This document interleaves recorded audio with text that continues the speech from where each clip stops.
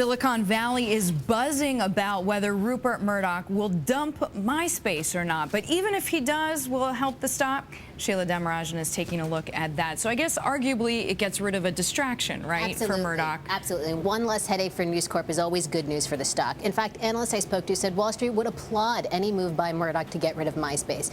Take a look. I mean, the company loses cash every year. Been losing cash since News Corp bought it in 2005. And also it's losing traffic too. Users leaving MySpace, going to people like Facebook. In fact, one user calls MySpace the CB radio of social networking sites.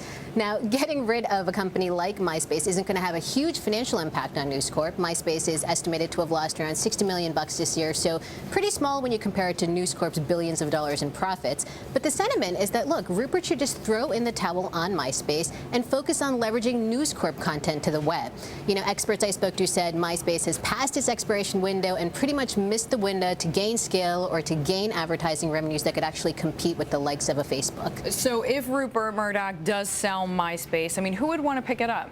You know, that is a huge, huge question mark. I spoke to several people, and no one could come up with a logical answer for that. So, you know, private equity, they've been talked about being interested in MySpace, but MySpace loses money every year, so not necessarily a very logical fit there. And then when you look at some of the bigger internet companies like a Google, a Yahoo, or an AOL, pretty tough sell to public shareholders to go to your board and say, look, we want to buy MySpace after News Corp has struggled with it for so long. So that's the million-dollar question mark. Who would want to buy it even if they were to sell it?